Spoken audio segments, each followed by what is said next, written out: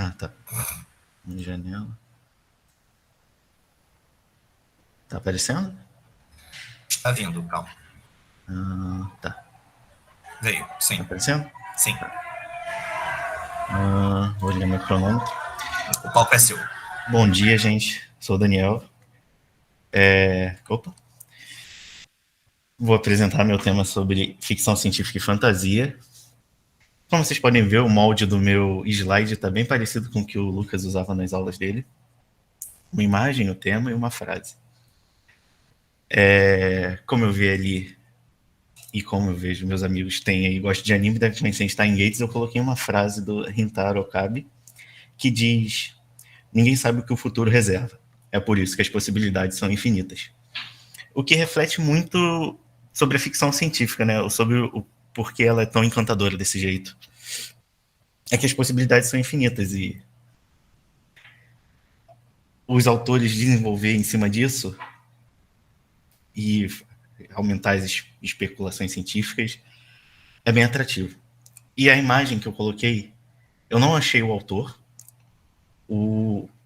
Essa postagem dessa imagem mais antiga que eu achei tem 10 anos e estava o autor desconhecido.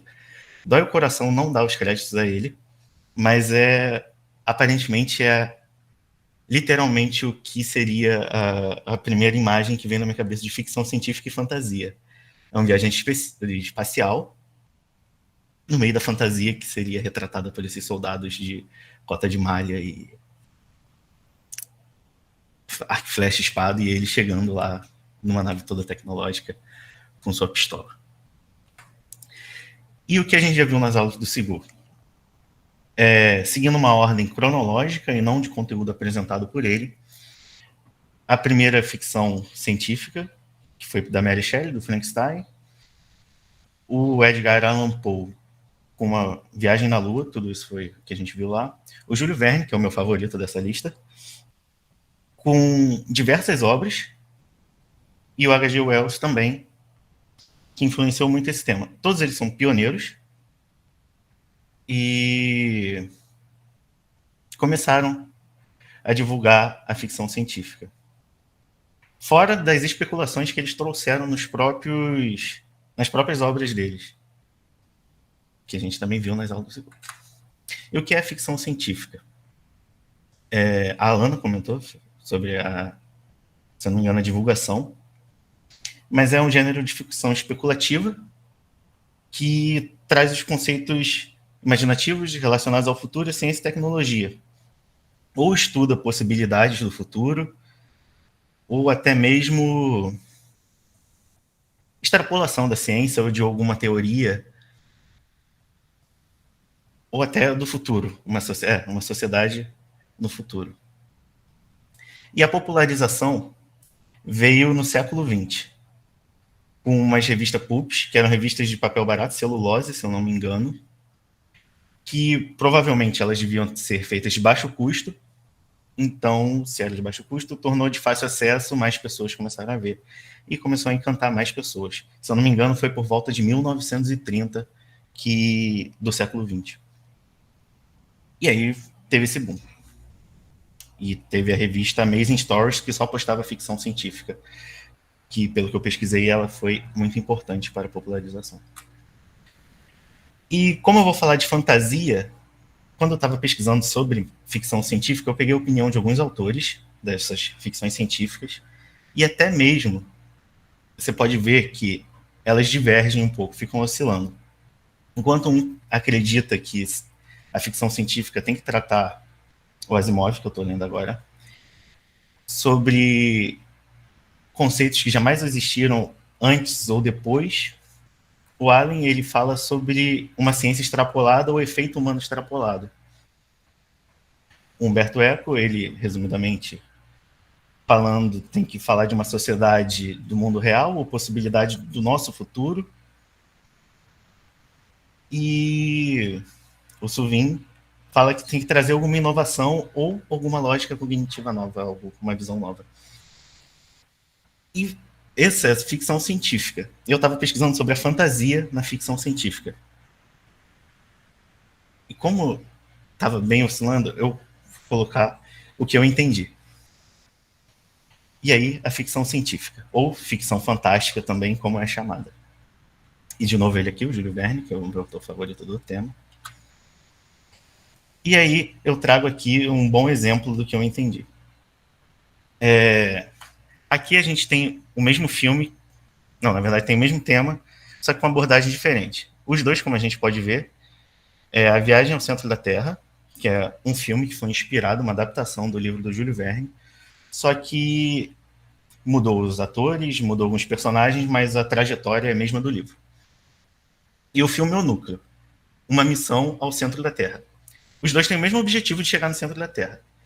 Só que a abordagem do núcleo é uma abordagem mais científica, mais real, mais explicativa. Enquanto o filme A Viagem ao Centro da Terra, os dois apresentam o mesmo problema, de como eles vão aguentar a temperatura, de como eles vão descer até o centro da Terra. Só que a resolução dos dois são diferentes. A Viagem ao Centro da Terra tem uma mais fantasiosa. Eles meio que acham uma passagem sobrenatural, e tô dando spoiler do livro e do filme. E quando eles chegam lá, é uma terra encantadora, totalmente diferente, não tem problema com temperatura, não tem nada. Enquanto no núcleo, não vou dar spoiler do filme,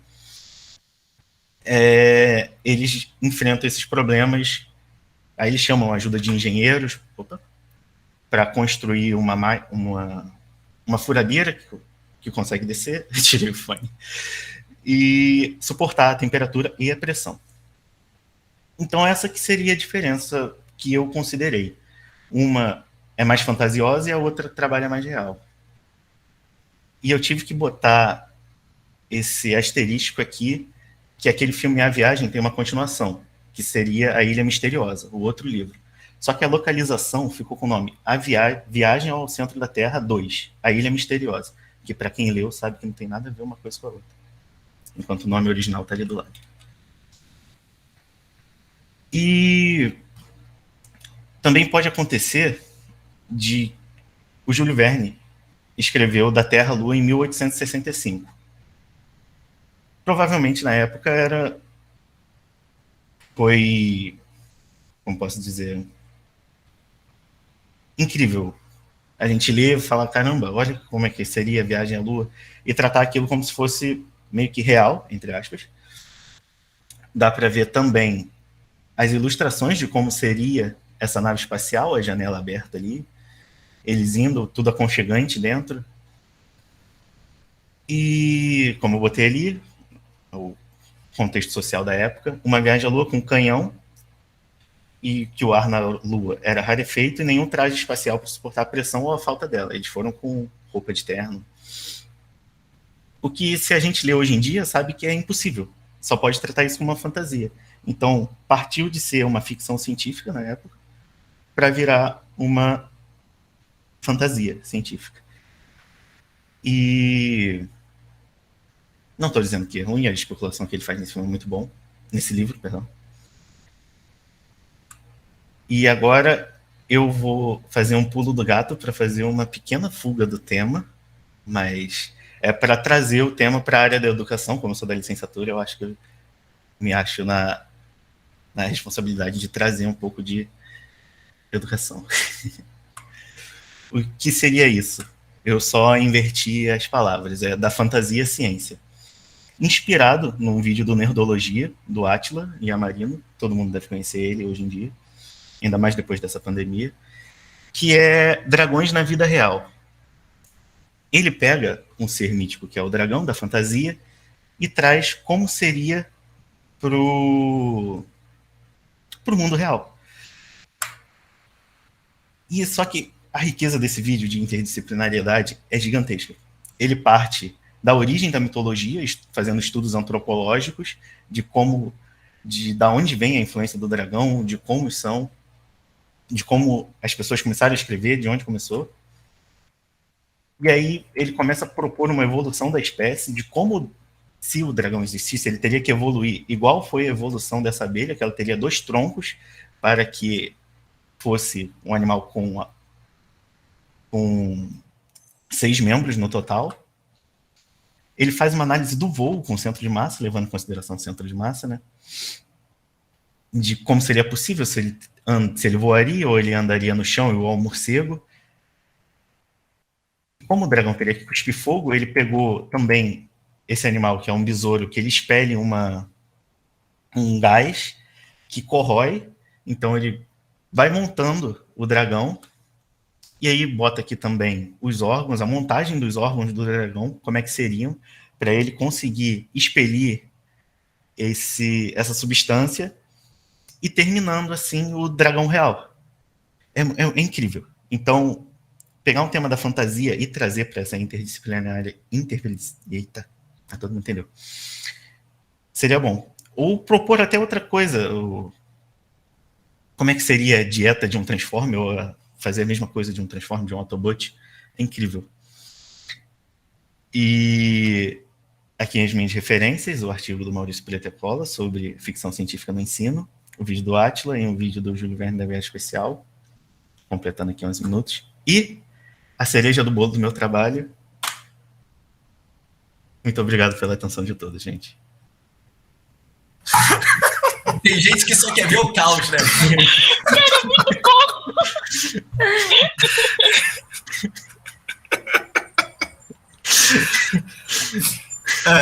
Vou pensar se isso traz pontos de bônus ou deduções da nota final. Bom, obrigado, Daniel. Pessoas, perguntas, comentários para o Daniel? Eu posso fazer um comentário que complementa o que o Daniel trouxe muito bem. Parabéns pela sua apresentação, você brilhou. Obrigado. Quem tem criança ou quem quiser assistir, porque eu assisto desenhos de criança, eu sou esse tipo de pessoa, as Trigêmeas, que eu sou velha, desculpa, as Trigêmeas, que era o desenhozinho que tinha tinha Trigêmeas e a Bruxonilda, que era, sei lá, a tia delas, tem um episódio que faz como se fosse um resumo da viagem ao centro da Terra, porque elas vão ao centro da Terra, né? As Trigêmeas e a Bruxonilda.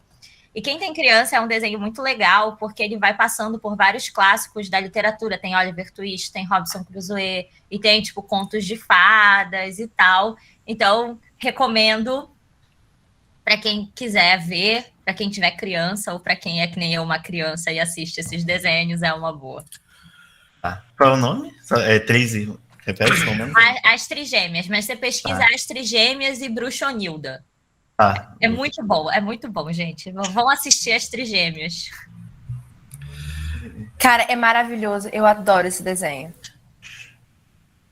A minha irmã tem os livros da Bruxonilda, aí eu fico lendo junto com ela. Então, o último que a gente leu foi Bruxonilda vai a Paris, e a meta de vida da minha irmã, de 8 anos, foi viajar para Paris para dar farelo de pão para os pombos, comer pão e ver a Mona Lisa no Louvre.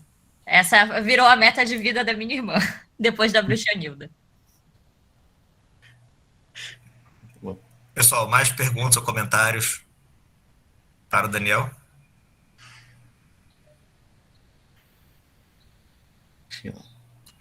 Bom, eu agradeço a homenagem. Espero que tenha gostado, nada de ficar ofendido. Jamais ficarei ofendido, pelo contrário. Eu já falei, bom, eu não sei se vocês já fizeram isso ou não. Bom, eu falo